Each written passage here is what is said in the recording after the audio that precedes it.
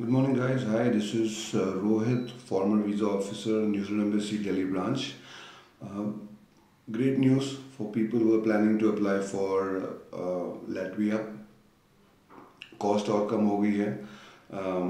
I have been working with a college in Latvia जहाँ पे course fees काफ़ी कम है. अप्रॉक्सीमेटली 2000 यूरोज़ हैं, जो कि अराउंड 1,40,000 1,50,000 के आसपास होते हैं. एंड गाइस, सितंबर का इंटेक है अगला, लेकिन लास्ट मिनट में अप्लाई ना करें. जून के बाद तो अप्लाई करें ही ना, क्योंकि काफ़ी कम टाइम होता है. किसी किसी का 1.5 महीने 2 महीने, किसी किसी का 2.5 महीने भी लग जाता है इनविटेशन में और AIC क्लियर होने में. तो अभी टाइम है, यही टाइम है अप्लाई करने का.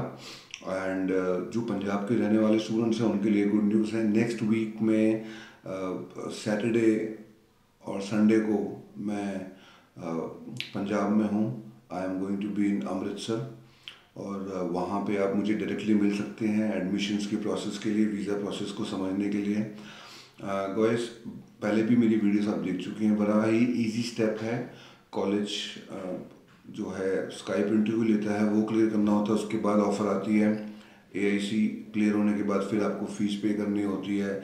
पैकेज डील के झांसे में ना फंसें, जहाँ पे 6 लाख 7 लाख बिल्कुल डबल द कॉस्ट है. अगर आप देखा जाए तो मैक्सिमम 3 साढ़े 3, मैक्स टू मैक्स 4 लाख रुपए में, जिसमें कि कंसल्टेंट्स की भी फीस इन्वॉल्व होती है. डिपेंडिंग ऑन कि क्या प्रोफाइल है, उस हिसाब से चार्जेस ऊपर नीचे होते हैं. तो इससे ज़्यादा खर्चा है नहीं. तो 7-8 लाख 9 लाख रुपए दे के ना फंसें, और प्रिपरेशन अच्छी करें. फाइल में जितना ऑनेस्टी हो, गैप हो तो भी चलेगा. गैप बता दें कि आपका गैप था, आप कुछ नहीं कर रहे थे. कोई नकली डॉक्यूमेंट्स लगा के फंसने वाला ना काम करें. एक बात गाइस मैं बता दूं, मेरी पिछली वीडियोस को देख के काफ़ी लोगों ने ये भी कमेंट किया है कि जो है इस कंट्री में कुछ नहीं है. मैं गाइस एक बात और बता देना चाहता हूँ बड़ी क्लियरली कि किसी भी कंट्री में अपॉर्चुनिटीज़ की कमी है, अबंडेंस नहीं है. ऐसा नहीं है कि कनाडा में बहुत जॉब्स हैं, ऑस्ट्रेलिया में बहुत जॉब्स हैं, लैटविया में बहुत जॉब्स हैं, न्यूजीलैंड में नहीं है, और या फिर लैटविया में बिल्कुल नहीं है. एक बात समझें, आपकी कैपेबिलिटी के ऊपर डिपेंड करता है कि आपको किस तरह की जॉब मिलेगी. आप अगर आपकी इंग्लिश कम्युनिकेशन नहीं है, पर्सनैलिटी नहीं है उस हिसाब से जिस तरह से आपको जॉब मिल सके, तो आप इंडिया में भी कुछ नहीं कर पाएंगे. 5-10-15 हज़ार की नौकरी इंडिया में भी आपको वही मिल पाएगी.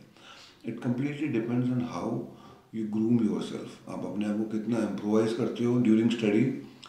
अगर आप पढ़ने जा रहे हो तो पढ़ाई ज़रूर करें, क्योंकि पढ़ाई करने के बाद ऑप्शंस और अच्छी मिल जाती हैं. आपको ग्रो करने का अपॉर्चुनिटी मिलती है. You can develop your communication, you can develop your personality. So guys, अगर if you want to meet me, my number is 9999 028 328. Gurgaon में मेरा ऑफिस है. दिल्ली के पास पड़ता है, दिल्ली NCR में. अमृतसर में हमारा पार्टनर ऑफिस है, रंजीत एवेन्यू में. तो आप अमृतसर में मुझे मिलना चाहते हैं तो 16 और 17 को मैं हमारा वहाँ पे लैटविया का सेमिनार है. आप वहाँ पे आएँ अपनी प्रोफाइल लेके, और हम लोग डिस्कस कर सकते हैं इन डिटेल. कॉल आने से पहले एक बार कॉल कर दें, ताकि हम आपके नेम और डिटेल्स और डॉक्यूमेंटेशंस पहले ही समझ लें, तो फिर समझाना में आसानी होगी आपको प्रोफाइल के हिसाब से, कोर्स के बारे में. एक इम्पॉर्टेंट थिंग, किसी भी यूनिवर्सिटी में 60% से अगर ऊपर आपका लास्ट एजुकेशन में स्कोर नहीं है तो अप्लाई करने का कोई फ़ायदा नहीं है. तो अगर 60% से ऊपर है तो ही यूनिवर्सिटी के बारे में सोचें. 60% से कम स्कोर है आपका 12th में या ग्रेजुएशन में, तो कॉलेजेस में भी एडमिशन मिलेगा. वन इम्पॉर्टेंट थिंग, जो वीज़ा है, ऑब्वियसली कॉलेज की रेपुटेशन, यूनिवर्सिटी की रेपुटेशन मायने रखती है. लेकिन अगर आपका इंटरव्यू परफॉर्मेंस जो वीज़ा इंटरव्यू के दौरान होता है, स्काइप में या पर्सनल इंटरव्यू दिल्ली ब्रांच में, अगर आप वो इंटरव्यू अच्छा देते हैं, ठीक से इनको एक्सप्लेन कर पाते हैं, और आपका स्टेटमेंट ऑफ पर्पस, जो आपका मोटिवेशन लेटर बोलते हैं, लैटविया एम्बेसी में स्टेटमेंट ऑफ पर्पस को मोटिवेशन लेटर बोलते हैं, अगर वो आपने सही से लिखा है और उसके हिसाब से अगर आप अपना इंटरव्यू देते हैं, मिसमैच नहीं होता, तो वीज़ा मिलने के चांसेस बहुत ज़्यादा होते हैं. Thank you so much for watching, and thank you for so much love. I get a lot of calls from this channel, and keep subscribing it for more updates and thank you so much. कोई भी आपको interview preparation चाहिए आपकी profile के हिसाब से, किसी भी कंट्री का इंटरव्यू सबसे इम्पोर्टेंट होता है।